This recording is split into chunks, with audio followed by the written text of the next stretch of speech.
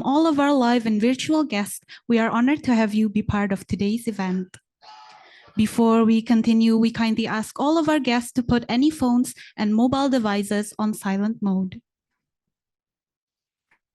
His Excellency, the Minister of Health of the Republic of Indonesia, the Honorable Vice Minister of Health of the Republic of Indonesia, the Honorable Director General of Health Services, Ministry of Health of the Republic of Indonesia, the Honorable President Director of the National Center for Mental Health, Marzoeki Mahdi Hospital, the Honorable Delegates from King's College London, and all of our honorable guests. Assalamualaikum warahmatullahi wabarakatuh. Good afternoon, everyone, and welcome. All praises to the Lord for his blessings and mercy that we are all able to gather in this special morning on Wednesday, 28th of February 2024 for the signing ceremony of the Memorandum of Understanding between the National Center for Mental Health, Marzoeki Mahdi Hospital, and King's College London. Ladies and gentlemen, let us proceed to the first part of our event, which is a report delivered by the President Director of the National Center for Mental Health, Marzoeki Mahdi Hospital. To Mr. Dr. Novarianti Yusuf, Specialist in Psychiatry, we welcome you to the stage.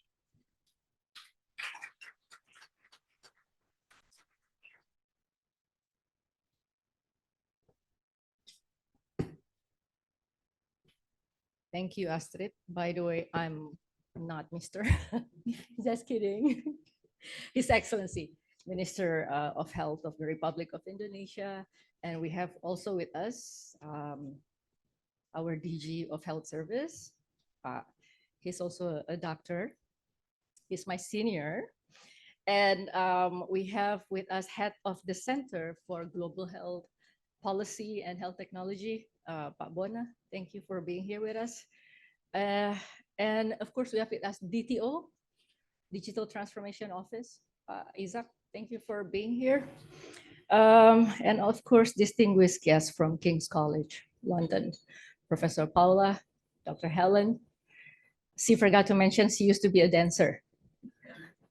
Yes. And also Professor Michael, thank you for being here.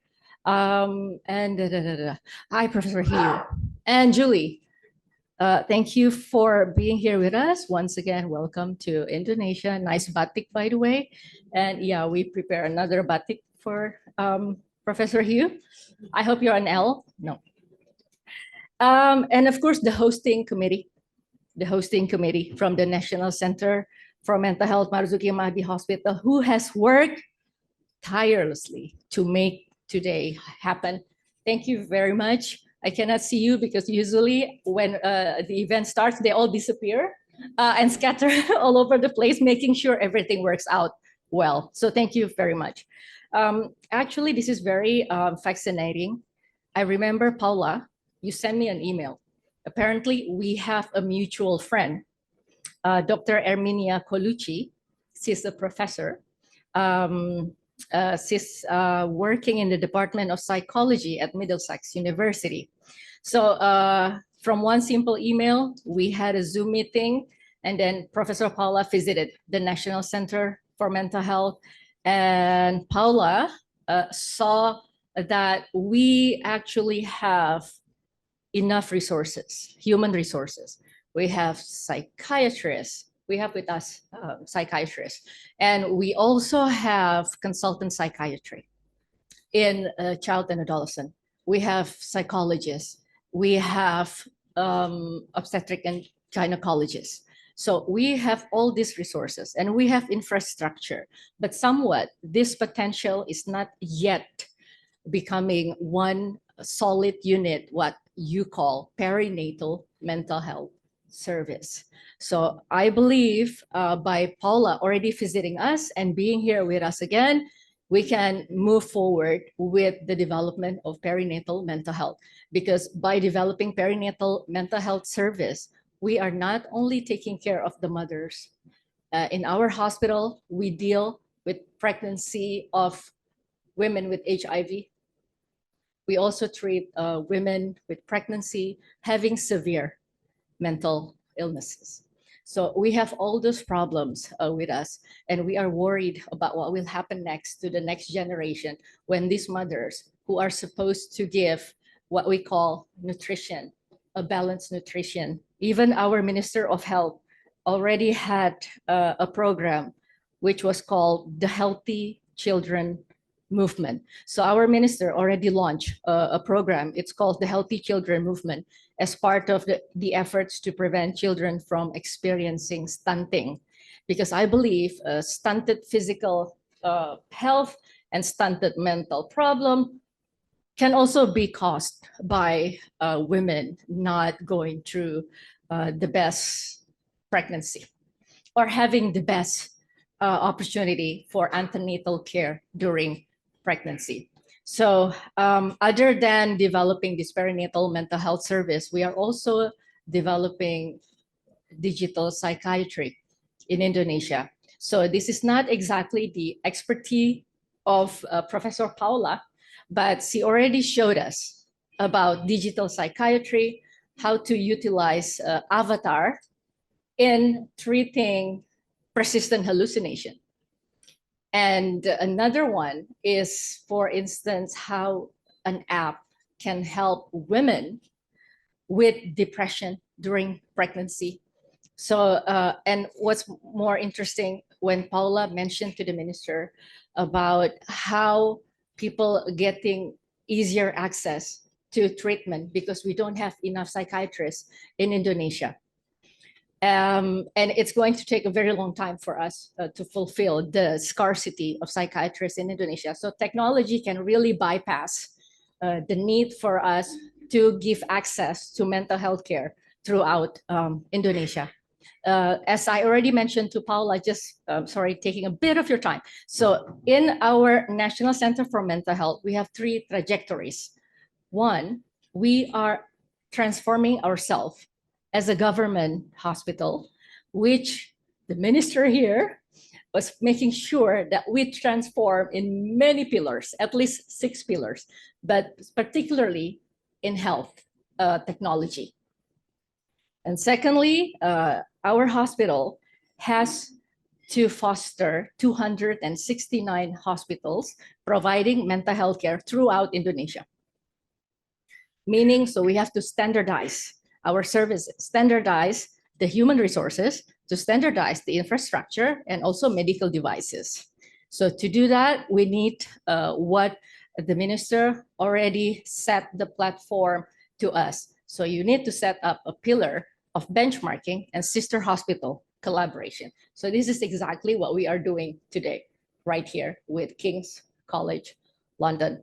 And third trajectory is the minister is also trying for us to co-design the process of deinstitutionalization. So we're building the pillar of strong community in providing mental health care. At the same time, the hospital must be ready to provide a more shorter stay, but maybe more technology approach to treat the people. It also helps destigmatize. So other than the perinatal mental health services that we want to develop, there are also 2 other possibilities in our scope of cooperation. Digital psychiatry, which I already mentioned earlier, and the other one is the electronic health record. Why is very important? I remember Professor Byron Good from Harvard Medical School. He told us to please be very careful when you develop mental health registry, because it can be misused. Instead of creating a very huge data set, you create a booby trap for the patients. They will get stigmatized. They will not get work, while we are trying to develop them to have jobs available for them. So we have to be very careful. And apparently in King's College London, you develop that electronic health system that is safe and secure, and making sure that the patients are not being stigmatized. A researcher can access data, but nothing personal that can be revealed to the outside. So I think those are the things that we are trying to develop. Why we need to formalize today the MoU, because we are not just doing this for the National Center for Mental Health, for Marzoeki Mahdi Mental Hospital.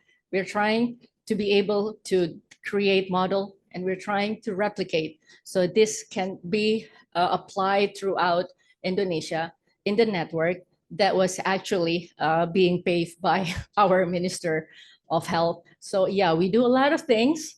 I think our minister is having a good mental health, but I'm not sure about us. But I'm not sure about us. But we are, let me just say, we are proud to have you as our Minister of Health. Thank you for being here today to witness the MOU. Thank you very much. Thank you very much, Dr. Nova, for the enlightening report. Ladies and gentlemen, today's event marks one of the continuous effort of improving services for Perinatal Mental Health Center, a concrete move of Marzoeki Mahdi Hospital's commitment to improving the welfare of mothers and infants. For this very reason, let us together watch the video of Marzoeki Mahdi Hospital service, the Perinatal Mental Health Center. Enjoy.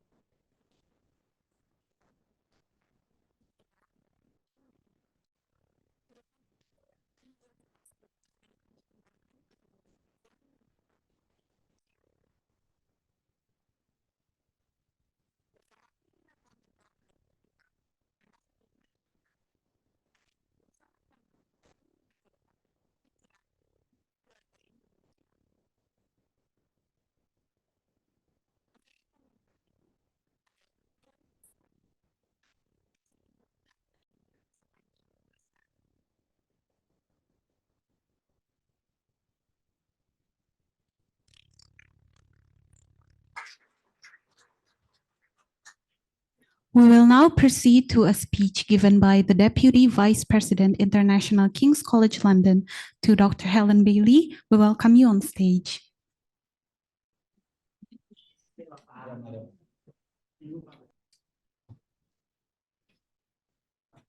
Thank you. His Excellency Minister for Health and Director General for Health, and esteemed colleagues at the National Centre for Mental Health, we're absolutely delighted to be here today visiting from King's College London, and wonderful to see in the presentation Professor Paula de San's visit earlier on or at the end of last year. So we've been working together for a number of months now, and this is a very exciting day for us to be formally launching the partnership. I'm going to speak just for a few moments. We recognise that we're coming here as a university, so as a centre for higher education, to engage with the National Centre, which is a centre of expertise and focus on professional practice in mental health. So I've just got a few slides to give context. Who are we at King's College London, on the other side of the world in London, and how do we think we might be able to support and work with you? So there's a few slides here. So next slide, please, from me. So King's College London is a global institution. We have 43,000 students studying in our campus in London from a range of contexts in the world. We have a broad mission at the university, which is to make the world a better place. And so our work with international partners is very much about having impact and working together to improve conditions where we can. Next slide, please. I wanted to highlight, I suppose, as part of the work we're doing here, the range of ways in which our institution focuses on the study and research of medicine and life sciences. So you can see on the slide that we have a number of ranking positions in the world. So as an institution, King's College London is 37th in the world of rankings for universities. And you can see that there are a number of positions that we hold in terms of ranking positions for research in medicine generally. On the right-hand side is a slide of a map of London, and you can see our key campuses represented within the city. And I think it's probably worth just highlighting that as an institution, we provide the largest healthcare education training in the continent of Europe across physical health, mental health, and a range of other allied disciplines related to health and medicine. Next slide, please. So I wanted to just, I suppose, demonstrate that by showing the faculties that make up our university. So King's College London is a public university. It's one of the largest in the UK. It's the fourth oldest and ranked highly as a research-intensive university. And you can see we have a full spectrum of faculties, 9, 4 of which are in health. And this is quite unusual in the UK to have such a large number of faculties focusing on health. And you can see that there's a faculty specifically, and this is the home for Paula and her work, psychiatry, psychology, and neuroscience. So one of the largest faculties at King's, and one that we're the most proud of in terms of research output. Next slide, please. So the faculty, and I think, the key statistic that I have here on the slide probably speaks for itself in terms of the research output. So the Institute for Psychology, Psychiatry, Neuroscience is very much driven by research. So all of the education programs that we have focus very much on the research imperatives that are being undertaken by Paula and her colleagues. So 90% of the research that we undertake in the UK by our regulatory body determines that to be 90% world leading, so defining the research territory for the particular activity that we're engaged in. Next slide, please. And finally, just some statistics on the faculty before I hand over to Paula to explain both the research that she's undertaking and that other colleagues are undertaking that's directly relevant to the work that we're doing. So you can see from the slides that IOPPN, the faculty, is very much focused in the postgraduate area, so really specialist education that's research driven. So more recently, we've introduced some undergraduate programs. So to begin that training around mental health, neuroscience, psychiatry, but really the specialism sits at postgraduate level and then in the context of research. So education absolutely drives the next generation of researchers, next generation of the production of research and new knowledges in the field. So on that note, as a non-medical doctor, I will now leave the stage and introduce my colleague Paola to come and give you more information and detail on our work. Thank you very much. Prima passi.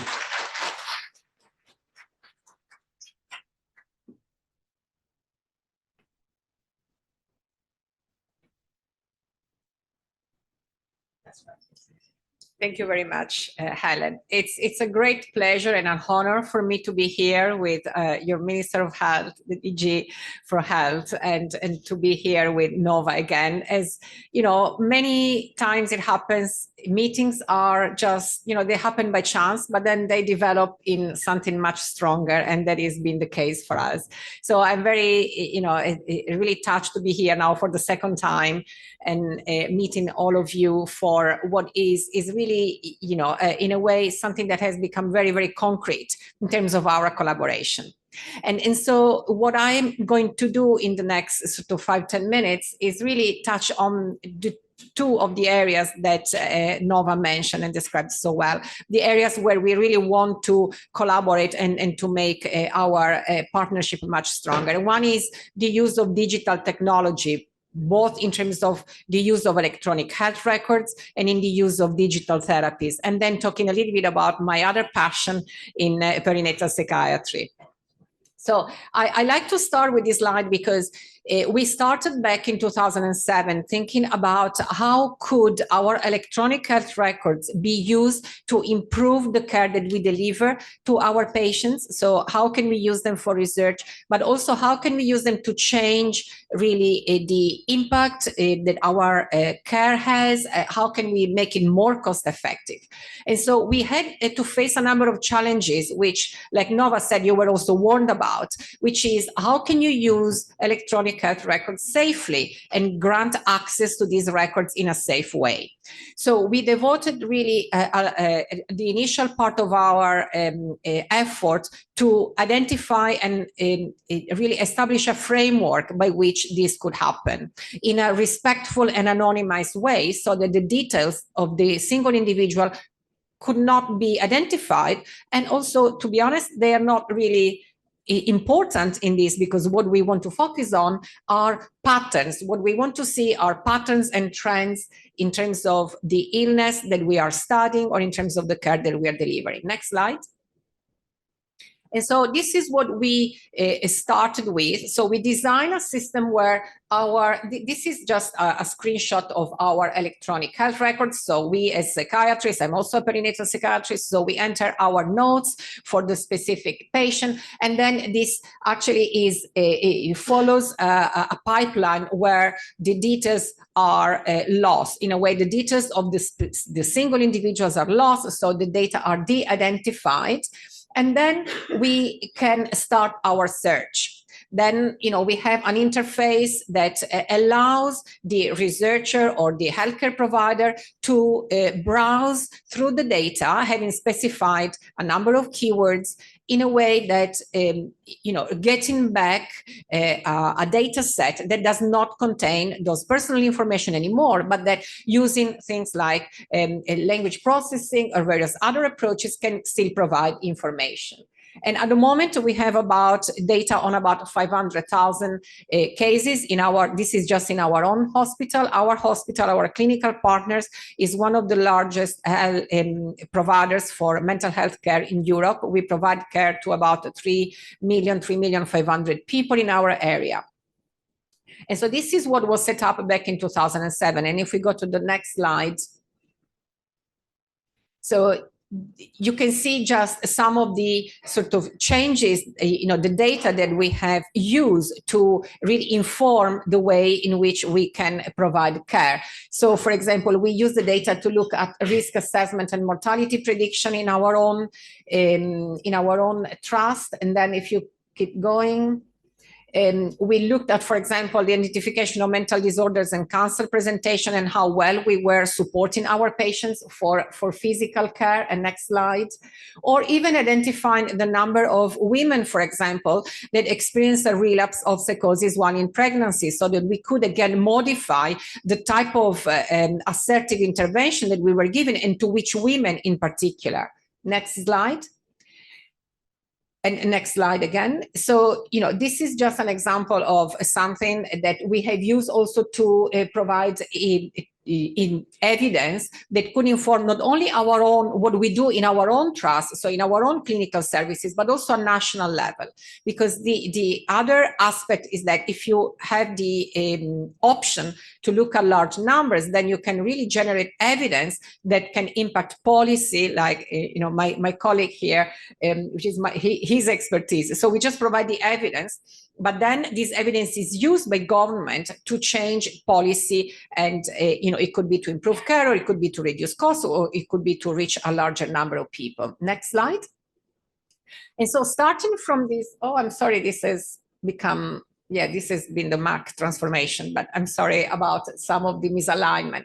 But starting from healthcare and just from our own data set, we are now able to, well, we've not only in a way exported our approach to other trusts in the UK, so this has now been adopted at national level, but what we can do now is also link our clinical records, so the records for our own patients, to a number of other data sets, a number of other registers that we have that again are developed nationally, like the local primary care, the cancer register, the government benefits claim, the national HIV screening care, so that we can, in a way, we can follow and reconstruct the path and the complexity of each person that we are providing care to in terms of all other aspects that are relevant to their lives. All while maintaining and making sure that the data environment in which we are operating is secure and protects the privacy of our individuals. Next slide. And so this is just one of the newest developments. Our Professor Rob Stewart, who I will organize for you to meet, is one of the speakers listed up for your visit. Professor Rob Stewart is co-leading with Professor Ann John in Swansea, a fantastic initiative supported by the funding from our government, the Medical Research Council, that is called Data Mind.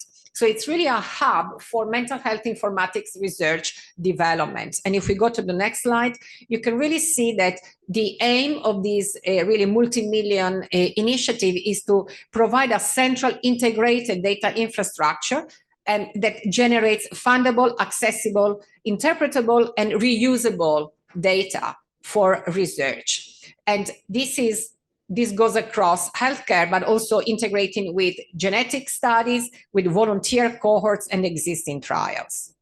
Next slide. This is just an example of the various aspects that are integrated in DataMind, which include from making the data visible, but also the inclusion, which we always value, of users that help us in really making decisions about the data should be used, and all the various other aspects.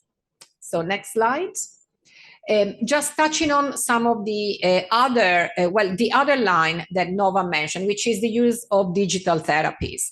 And we have developed a number of digital innovations. This is an example of something we have done funded by the European Commission. This was a very large project funded by the European Commission, where we have been using smartphones and wearables to track physical health.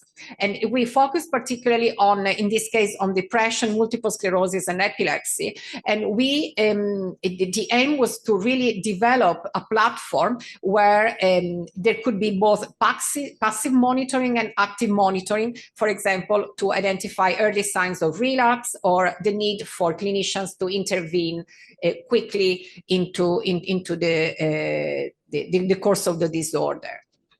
So this is a very complex system that provides real-time information about the course of the illness. And next slide. This is another one that we have been leading, which is the use of virtual reality to help in the treatment of a number of anxiety problems, for example, or paranoid ideation for schizophrenia, where using virtual reality, we design a variety of settings that could create anxiety increase, for example, or could create increase in paranoid ideation, so that the person affected is exposed in a gradual way and retaining control of the situation so that the symptoms then slowly will decrease. And the last one that I think I have is the use of avatar that was mentioned by Nova, which we developed and is now in the second stage. The clinical trial has proved excellent and really benefit for people with schizophrenia and persistent auditory hallucinations, where with the use of avatar, they can learn to control these hallucinations and not be distressed by these hallucinations. I just now want to move on to the last arm of our partnership, which is perinatal psychiatry. I'm a perinatal psychiatrist and I've worked in our mother and baby unit. Our mother and baby unit is located in South London, in Kent.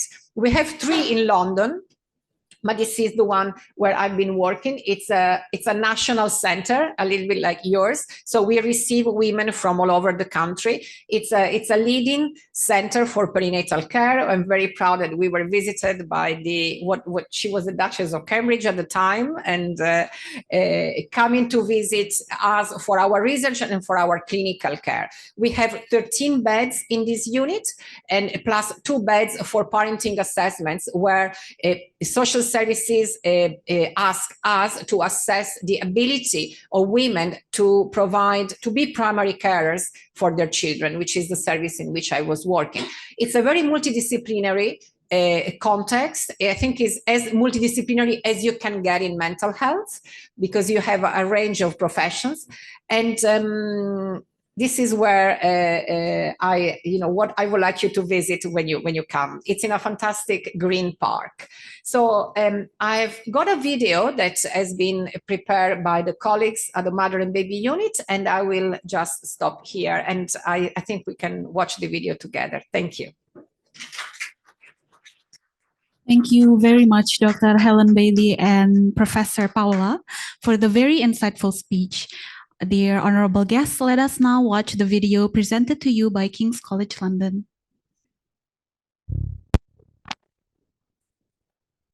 Quantity surveying. I graduated from Kingston University with a 2-1. I met my husband when I was 21, so Tosan when I was 21, and we got married in 2021. And then a few months later, I found out that I was pregnant, and then I had my beautiful daughter, Tara Grace.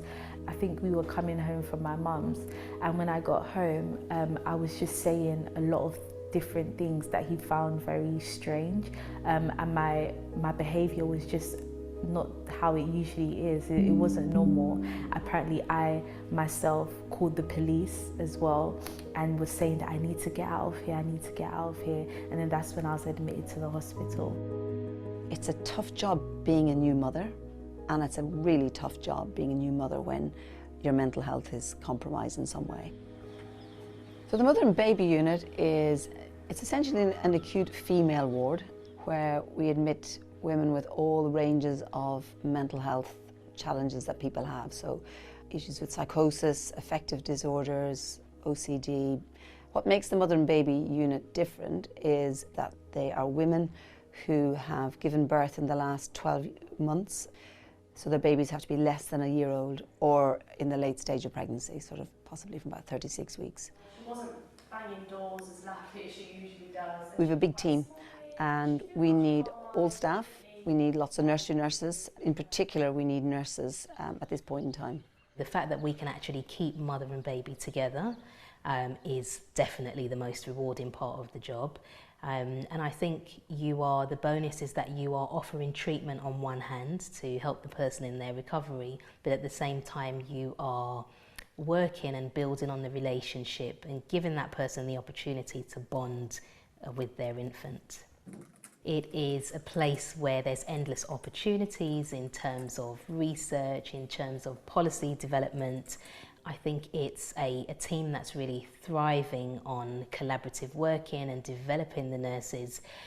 There are opportunities to look at different therapeutic activities. So, for example, working with your occupational therapists and different groups, working with psychologists on the ward.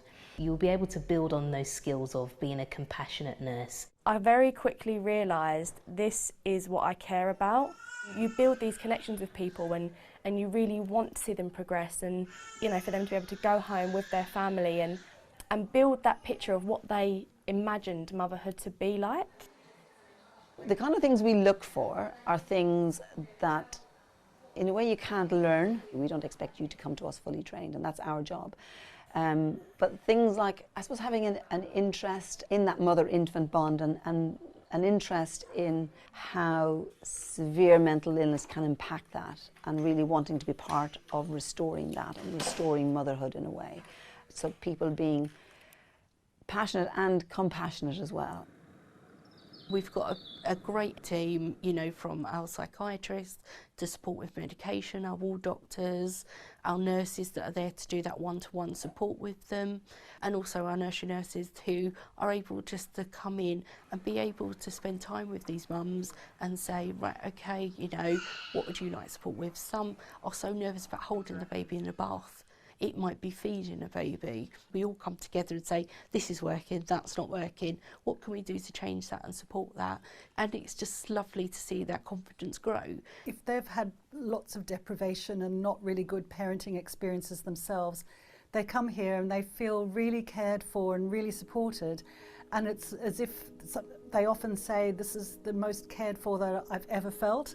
And at a time when they're struggling to care for someone else, I think that's really important. And for me, that's what makes it really special. We look after each other, and being newly qualified in particular, that is the most important thing, that you work somewhere where you are supported.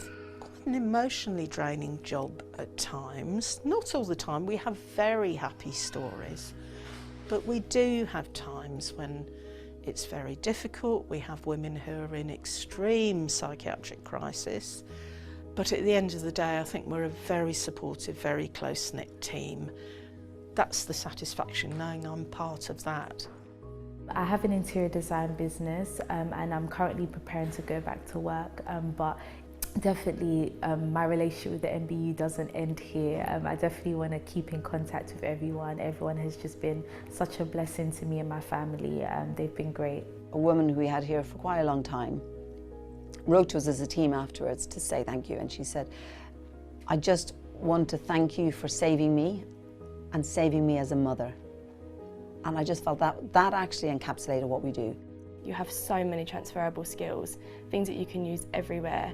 And you get to cuddle babies. Let's give a round of applause for the video. Ladies and gentlemen, the next part of our event will be remarks given by His Excellency, the Minister of Health of the Republic of Indonesia. To Mr. Budi Gunadi Sadikin, the stage is yours.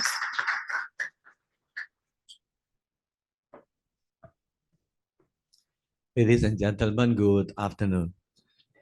And welcome to Indonesia from my friend from King's College. I'm very impressed with King's College, especially the King's College speeches are given by two queens. If you don't understand what I mean, it's because the name is King College, but the one that gives speeches is a woman. It's not a man. So I think that most of the people here, they didn't love two things: whether they don't understand English very well, they might have a mental health issues, or they are very upset with me because I'm standing here between lunch. So they are very, very upset because they are very, very hungry. So also another mental health issues. To be honest, as a Minister of Health, I have a very limited time, 3 years and 9 months, and I use 1 year and 9 months to tackle the pandemics and vaccinations. I only have 2 years. So at that time, my priorities are very, very clear. Only to tackle the diseases that kills many people. because I understand my limitations. I'm not a Superman. I'm not a king. So I can only do several things at a time. But then Ibu Nova and Damar persistently, advocating me, intimidating me that this is very important. Not only heart disease, brain disease or stroke disease or cancer, but this, mental disorder or mental health is extremely important. Why don't you read this WHO report on mental health? And it shocked me because in that report, I think it's 2019 report, it mentioned that 1 for every 8 people globally have mental disorder or mental health. We have 8 billion people in this world, so around 980 million people have a mental health issue or mental disorder. Then I start reading it. What is this, mental health issues? What type of mental disorder we have? The highest on the list is anxiety disorder, 300 million. For me, that's difficult. I'm a nuclear physicist by training, bankers. What is anxiety? Very difficult word. It is the condition, because we just finished our elections, of all the parliament member and the presidential candidate before the elections. So that is anxiety disorder. Anxiety disorder. The second mental health issues or mental disorder are depression disorder, 280 million, very large number. And again, for layman people like me, depression disorder happens when the parliamentarian or the president candidate realize that they are not winning the elections. That is the difference between anxiety and depressions. And then number 3 is bipolar, 40 million. We have also schizophrenia, 24 million. We have many other mental health issue or mental disorder like eating disorder. Why I remember eating disorder? Because I remember bulimia from your ex-queen, bulimia, or neurodevelopmental disorder like ADHD or autism, ASD. So there are many mental disorder, mental health that I'm learning in the last 3 months because of Damar and Ibu Nova. This is very, very important to take care of it. Then I realized, okay, let's do something about this. But we have to put it under the umbrella of our 6 pillar transformations agenda, because we have 6 transformation agenda. Number 1 is primary care reform. Number 2 is hospital, secondary care reform. Number 3 is health system resiliency for medicine, therapeutic, diagnostic, vaccine. Number 4 is reform in healthcare financials. Number 5, reform in healthcare human capital. And number 6 in healthcare technology. So I said, I believe in primary care. So let's do something in mental health in primary care. What I asked Ibu Nova, primary care function is to do promotive and preventive. Let's do promotive properly. The new generations. That's why here I invited also the influencer, the Indonesian young ladies and gentlemen that have the Instagram follower above 100,000. But I never met you all. Hey, can you raise your hand who are invited? So those are the people, 100,000. If they run for parliamentarian, they will get the seat easily. Because 100,000, you will get the seat. The most, I think, is 200 or 300,000 IBAS. Yeah? But if they run for parliament candidate, they will get the seat because their followers are already more than 100,000. So use this team, to promote mental health issues. I think that is the most effective way. Because while I'm sitting here giving a speech, almost 90% are looking down, definitely looking at their handphone. Whether checking Instagram or Twitter or TikTok. So this is the way we communicate and educate and promoting things. So I said to Ibu Nova, embrace this community. Teach them about mental health. Make them interested in mental health issues. Engage them. Create a movement inside our program. So be inclusive as many people. Because this is one of our biggest problem, one of every 8 people. So that is on the promotive side. That is the first job of Ibu Nova. The second job of Ibu Nova, you have to do screening, prevention. And the screening of mental health is unique. It doesn't use what they call it, intrusive devices or electronic devices. It's more like asking as questionnaire. And we haven't done any. So Ibu Nova said, "Pak, this is a SRQ or SQR. SRQ 20, there's 20 questions that you can ask. So why don't we, why don't, she doesn't like it. Yeah. Why don't we test into the Ministry of Health? 3,000 or 2,000 people do SRQ under my ministry. And then after doing it, we identified 10 would like to do suicide. So it shocked me a little bit, what's happening with Ministry of Health? Why don't we do SRQ in this room? So maybe then we can get how many get anxiety, how many get depression, and how many want to go for suicide, like we have. So this screening function need to be executed well, because we are 280 million people distributed in 7,000 islands. The best way is to use digital technology.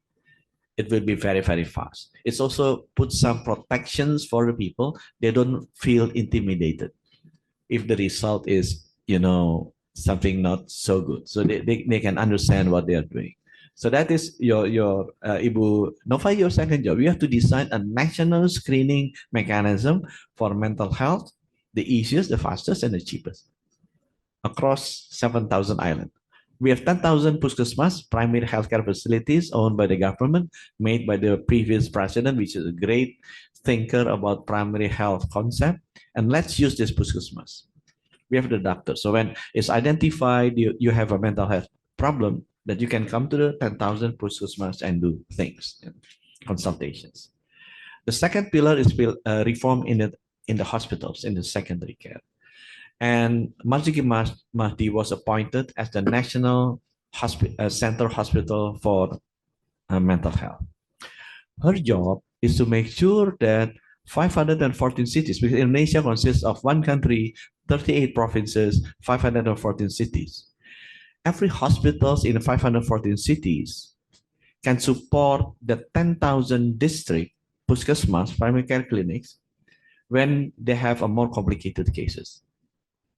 So Ibu Nova job is to facilitate the capabilities, the instrument, the people, the skill, the knowledge, the competence of these 514 hospitals in 514 different cities, in 7,000 islands, so they can take care of more complicated cases, mental health cases, when it was screened or identified or diagnosed at 10,000 puskesmas at 10,000 districts.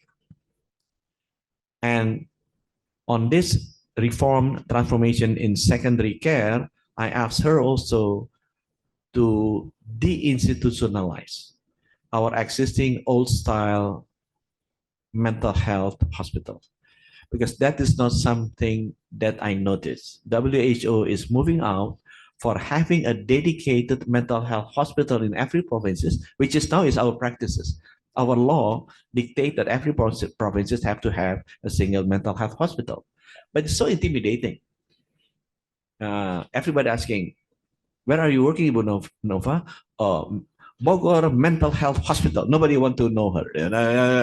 It is stigmatized. It's stigmatized. So when I study in WHO, now they move into community healthcare centers.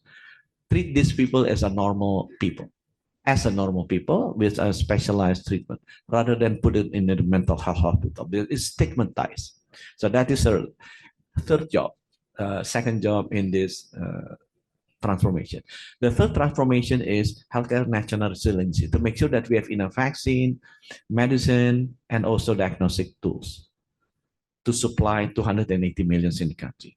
I don't think that should be an issue, because you don't have so many drugs as complicated as cancer drug, like example. So that should be it should be okay. The fourth reform is reform in healthcare financing. How we finance this one, I don't know. That is also Ibu Nova fourth job. Whether the consultation can be paid by the national health insurance or not yet. What are the advice that can be paid? Once a week, once a day, once a month? Because our national healthcare insurance is very physical. we are talking about reimbursement for physical health consultation or treatment, they are very, very clear. I'm not sure whether they reimburse the same thing for mental health issues. Even I don't know whether mental health is in ICD-9 or ICD-10, to be honest. Yeah? Because what I noticed, every time they want to reimburse, they will check the ICD-9 and ICD-10 codes. Yeah? I don't know whether we already have the case groups for mental health. Reform number 5 is reform in healthcare human capital. Here, Ibu Nova also have a lot of jobs to do because we don't have, you don't talk about psychiatrists, even doctors, we don't have enough to fulfill 10,000 primary care clinics that we have. Like when you want to talk, oh, we need more psychiatrists, psychologists. Well, what is the difference? I don't really understand what the difference of psychology and psychiatrist, but definitely it's much less. You know, definitely you don't have 10,000 there, Ibu Nova. You don't have 10,000. Huh? 5,000? No? Huh? 1,200. So you can put the brightest man in the world. How you distribute 1,200 to 10,000 primary healthcare clinics? It would be very difficult. 7,000 islands. Again, we need digitalizations, you know, whatever technology that you can do, but we still need to accelerate the training and education for this critical human resources. And the last one is on the reform in technology. We are pretty advanced in the physical health, but not in mental health. Last year, we screened successfully after we reformed our digital technology platform. Every screening was digitalized. Immunizations was digitalized. Like example, in nutrition issues, we distribute 300,000 digital anthropometry to 300,000 posyandu. So they can record digitally, geotagging to Google Earth. So we understand exactly where they are. We learned this from COVID-19. I think we are one of the country that, you know, link with WhatsApp and Google to use them as a platform, you know, to control the pandemic. So everywhere in 1,000 labs in Indonesia, if you test positive in COVID,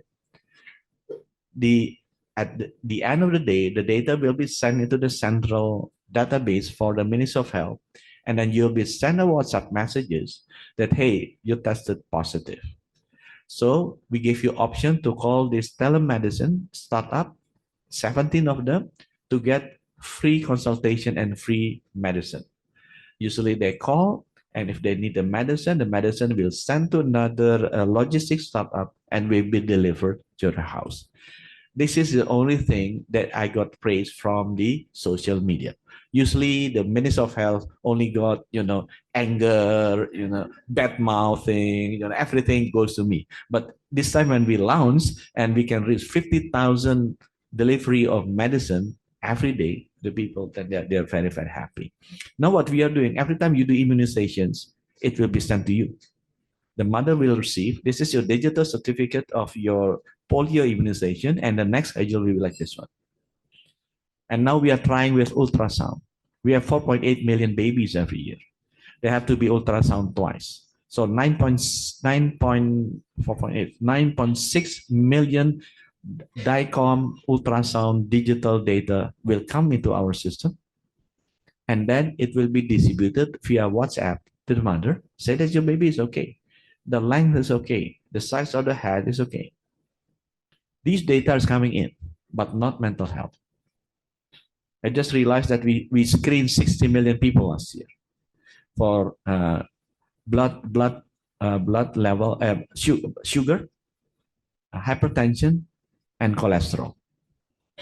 I just realized that 2.3 million are children below 18 years old. And to my surprise, 8,000 of this 2.3 million have glucose level above 200. If you are a children below 18, what they taught me, above 200, most likely you have a diabetes type 1 because you are children. And you have diabetes type 1 and you don't get insulin every day, you're going to die. 6 months or 1 year. And since I don't have insulin in the puskesmas, definitely easily 8,000 that is detected from 2 million. We have 30 million children.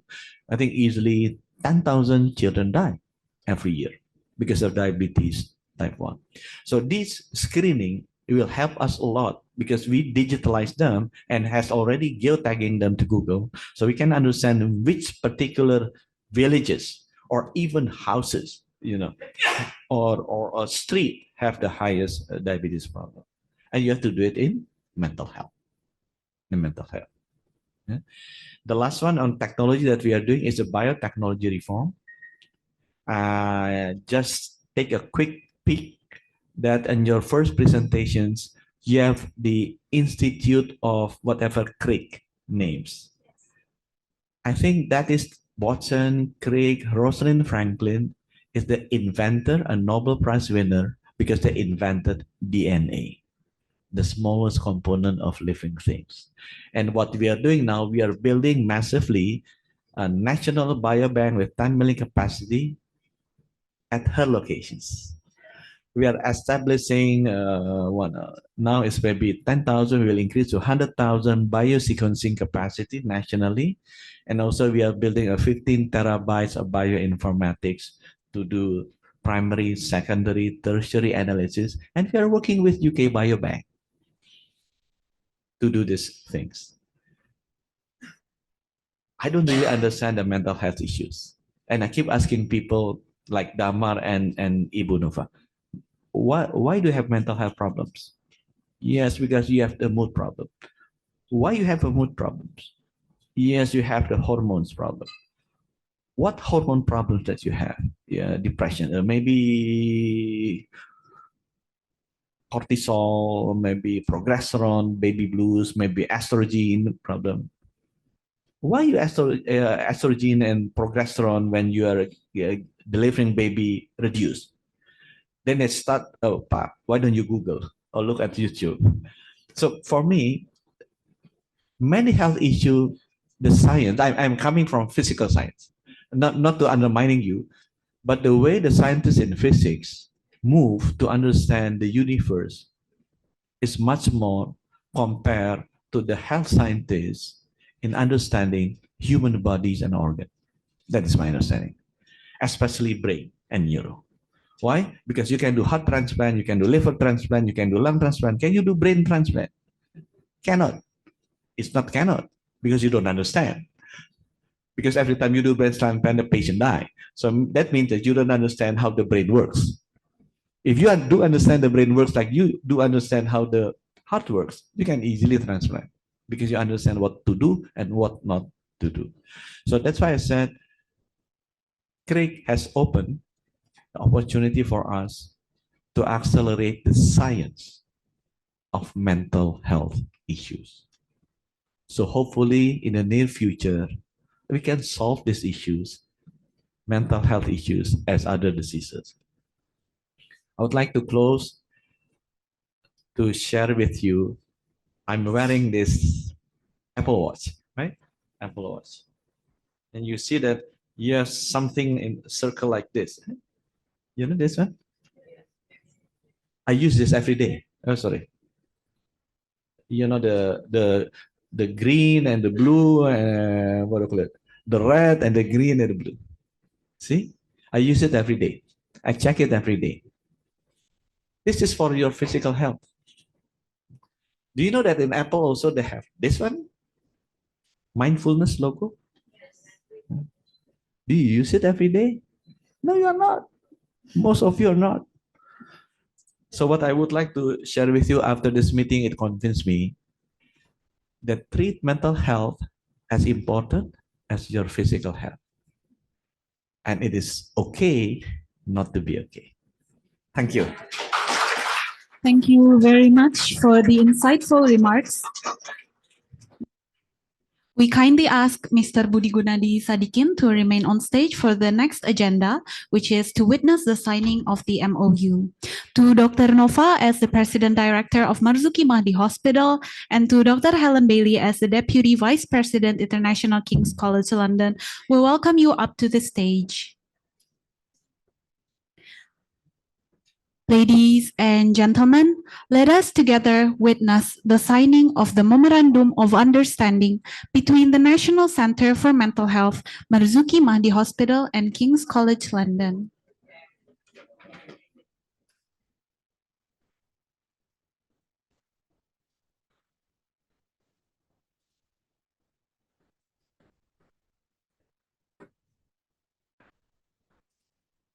We hereby welcome you to sign the Memorandum of Understanding.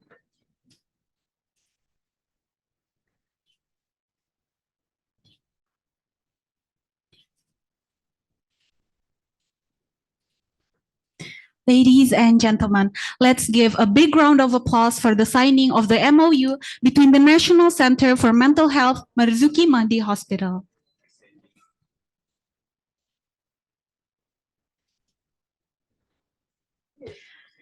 Okay, now we may give a big round of applause for the signing of the MoU between the National Centre for Mental Health, Marzoeki Mahdi Hospital, and King's College London. We kindly ask Mr. Budi Gunadi Sadikin, Dr. Nova, and Dr. Helen Bailey to remain on stage for a photo session with the signed documents. Now we would like to proceed to the ceremonial gift giving from Marzoeki Mahdi Hospital to King's College London.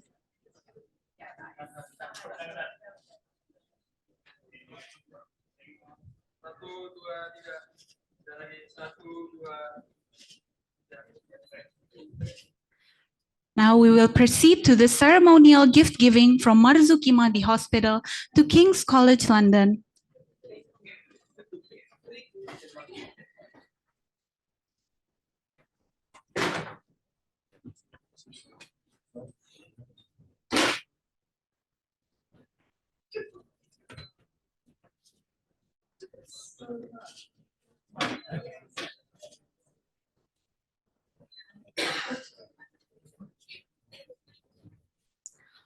We kindly ask the delegates from King's College London, Professor Hugh Bowden and Julie Radcliffe, to come to stage for a photo session, and also to the General Director of Health Services, Ministry of Health of the Republic of Indonesia, to come to stage for this photo session.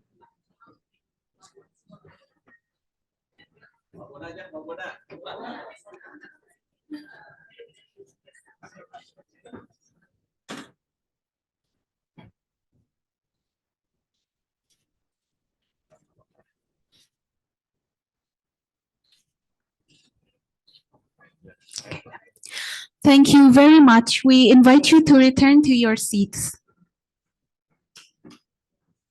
Let's give another round of applause.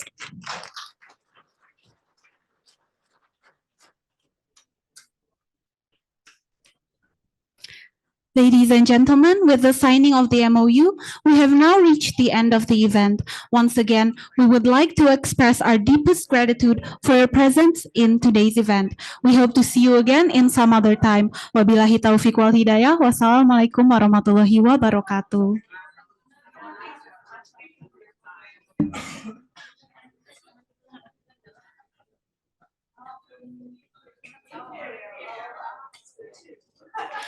We will now happily proceed to lunch in the hotel.